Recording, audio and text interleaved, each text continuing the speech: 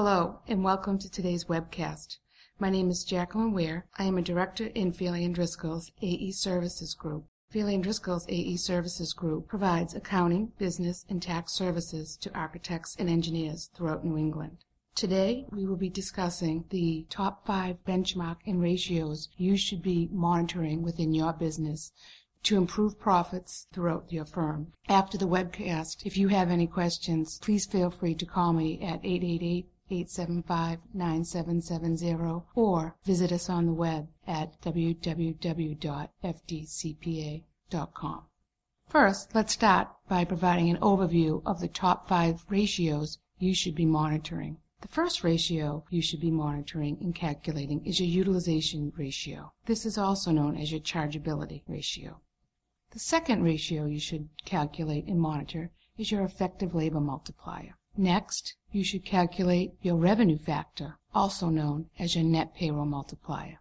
The fourth ratio you should calculate is your days outstanding in accounts receivable and work in process. Lastly, you should calculate your return on revenue. This is known as EBITDA divided by net service revenue. These 5 factors monitor efficiency in employees, collections, and profitability. Calculating and monitor these 5 ratios will enable you to determine whether you have operational efficiencies in place, and you will be able to benchmark these against your peers. Let's start by first talking about utilization or chargeability. This is calculated by taking your direct labor, dividing it by the total labor incurred. This ratio can be calculated on a dollars or by using hours. Most individuals use dollars as it's easily obtained throughout the income statement and on a monthly basis. When calculating your total dollar base, exclude bonuses. Bonuses, as you know, in professional service firms,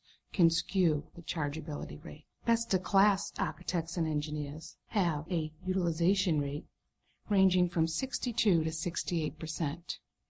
The next ratio we'll talk about is the effective labor multiplier. The effective labor multiplier will answer your question, what markup am I achieving on my labor? So to do this, we have to take a look at our direct labor and divide it by the net service revenues.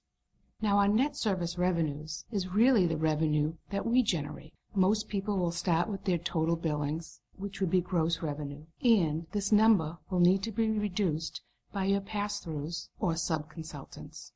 Remember, we're trying to calculate the efficiency on labor, so these items have to be excluded.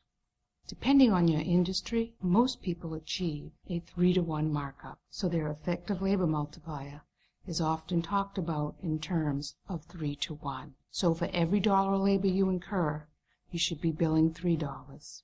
For instance, if we pay someone $50, we should be billing them at $150. Now we'll move on to our third factor, or our third ratio. This is called our revenue factor, or our net payroll multiplier, as mentioned earlier. This ratio takes into account the previous 2 ratios. It balances out how people charge to projects and how they are billable. Often, you will find that firms may have a highly chargeable rate. However, their markup on their labor is low. Other firms, however, have low chargeability with a high markup in labor. Melding these 2 together really takes out any cultural differences with policies and procedures to really gain an overall efficiency factor. So this ratio takes our utilization rate and we multiply it by our effective labor multiplier we talked about earlier. Another way to take a look at this is really taking our net service revenue, which is our net billings, dividing it by our total labor incurred. You are really trying to gain the understanding of how efficient is my total labor base. Once again, we recommend you exclude bonuses when calculating your total labor base. So the first 3 factors we talked about is really on individual performance and the markup in the management of our time to projects. These next couple of ratios will focus on different types of efficiencies. Our fourth ratio is days outstanding and days outstanding in work in process. This really monitors how long will it take for us to collect our money. To do this, we need to compare our billings that are uncollected at any point in time with the total volume of billings incurred each year. Most firms collect their money between 50 and 70 days. We recommend you calculate your days outstanding and your days in work in process each and every month. Upward trends can indicate issues with contract negotiations, the billing process, or the collection process. In AE firms, cash is king, so reducing the amount of days outstanding is a key component of a successful firm. Lastly, we'll talk about how profitable are we? How do we compare? To do that, we really take a look at the income statement. We're going to compare our earnings before income, depreciation, and taxes, and divide that by our net service revenue. Now remember, net service revenues excludes pass-throughs as well as other direct costs. Once again, we're trying to benchmark our efficiencies with the money we make from our staff.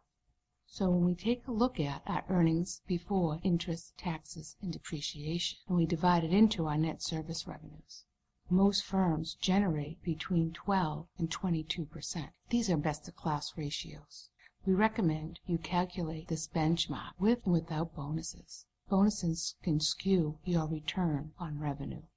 Adding these 5 simple benchmarks to your monthly closing package will enable you to see how you are doing operationally and if you have areas of improvements. If you have any questions on any of the ratios and benchmarks we talked about today, please feel free to call us at 1-888-875-9770 or visit us at www.fdcpa.com. Thank you.